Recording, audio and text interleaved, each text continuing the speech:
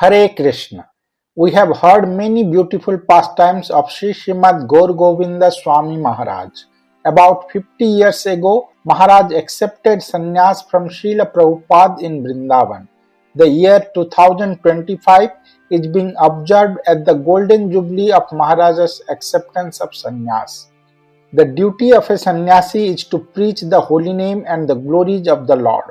From that very day of preaching, one pastime shared by Srila Gour Govinda Swami Maharaj's senior most disciple Sripad Atmaram Prabhu, who is now Atma Ramananda Maharaj, during the Golden Jubilee celebration of Maharaj's acceptance of sannyas, is being presented here today for the benefit of all the devotees.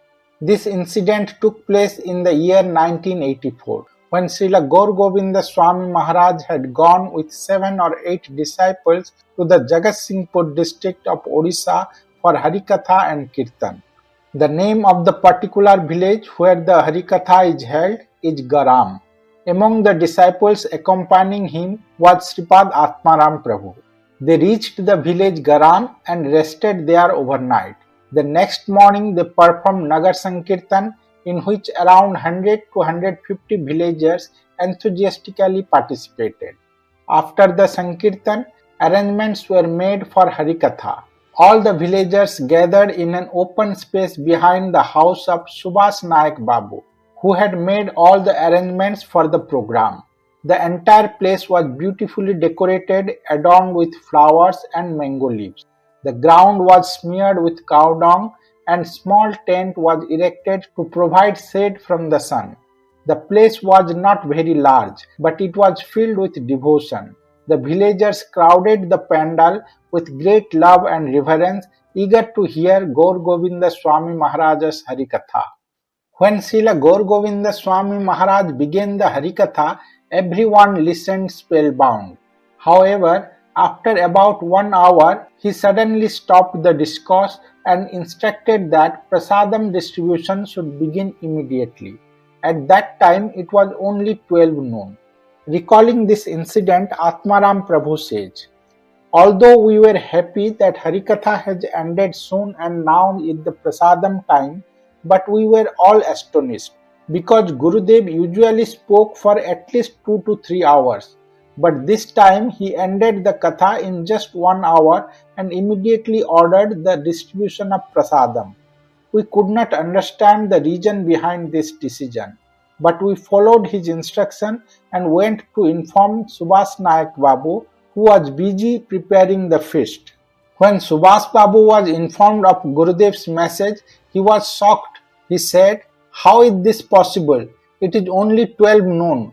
Gurudev usually never gives Harikatha for less than 2 or 3 hours. Why has he stopped so early today?' Atmaram Prabhu recalls that Nayak Babu had planned a grand offering of prasadam, which included rice, dalma, various vegetables, chutney and kheer. However, at that time, only the rice and dalma were fully cooked, while the other preparations were still being made. Worried, Subhas Babu approached the stage and humbly requested Gurudev, 'Gurudev, please continue the Harikatha for another hour so that we can finish cooking the rest of the food and then distribute prasadam properly to everyone.' But Gurudev firmly refused. 'No, we cannot wait any longer. First feed everyone prasadam. There will be no more Harikatha now,' he said. Subhas Babu pleaded many times, but Gurudev remained firm in his decision. Something extraordinary was about to happen there, yet at that moment no one could understand the mystery behind Gurudev's urgency. Atmaram Prabhu was lost in deep thought. Subhas Nayak Babu has made such grand arrangements for this Harikatha. He has taken care of our travel expenses, accommodation, and even organized such an opulent Bhoga Prasadam. Yet now, without any apparent reason, Srila Gurudev is asking to end the program early. There is no harm in extending the Kirtan for another hour. What if Nayak Babu becomes discouraged?' However, when Gurudev remained steadfast in his decision, Nayak Babu had no other option. He had to stop the preparation of the remaining dishes and immediately began the prasadam distribution. Srila Gour Govinda Swami Maharaj then instructed Atmaram Prabhu and the other devotees to honor Prasadam as well. Special preparations, 7 or 8 varieties had been made especially for Maharaj, which were served to him inside the house. Almost all the villagers had honored Prasadam. Srila Gour Govinda Swami Maharaj and the disciples had also finished eating. Only a few members of Nayak Babu's family who were still engaged in service had not yet taken their meal. Suddenly, strong winds began to blow. Within moments, the storm took on a terrifying form. In no time, torrential rain began to pour, so intense that the entire area was flooded. There was no place left to even stand. Fierce winds tore apart the tent and the stage, sending people running in all directions. Water rushed into the kitchen, making cooking and serving impossible, and the utensils began to float away in the water. For nearly 2 hours, the heavy rain continued unabated. Gradually, the weather calmed down. Everyone took shelter in Nayak Babu's house and sat there with Gour Govinda Swami Maharaj, wondering how could such a massive storm suddenly arise in the middle of the summer season. Atmaram Prabhu, who was stunned by the entire incident, slowly approached Gour Govinda Swami Maharaj.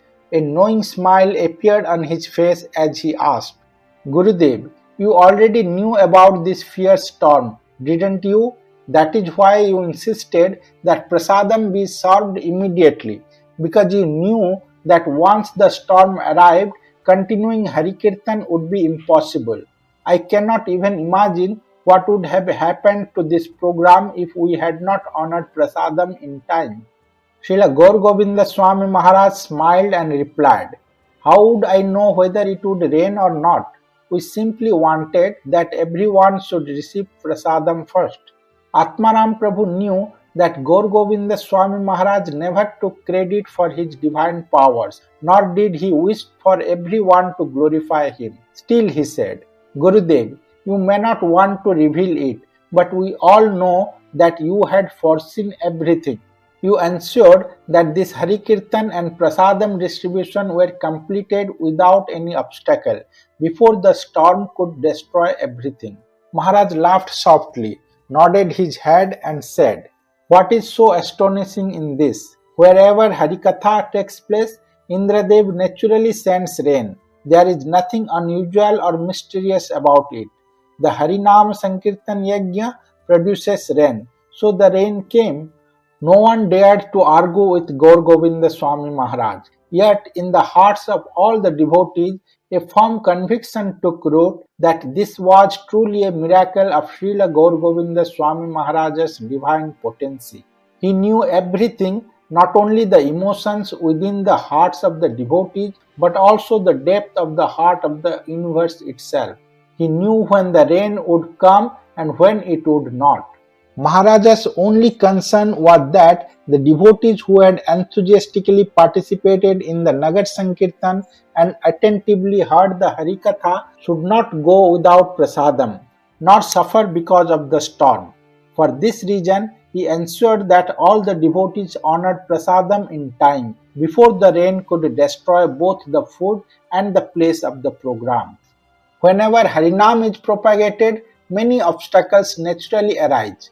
For conditioned souls, these difficulties act as tests and processes of purification, whereas for liberated souls, they take the form of divine pastimes. Such pastimes become inspiring lessons for future generations. This is why these events become invaluable parts of the lives of pure devotees and are woven into the Lord's divine plan. Today's narration is based on one such challenge that arose while Srila Gour Govinda Swami Maharaj was preaching in Odisha. With the passage of time, this challenge ceased to be merely an incident and became an instructive leela, through which devotees receive two very deep spiritual lessons. First is, a devotee who lives under the shelter and protection of a true saint and bona fide spiritual master never suffers.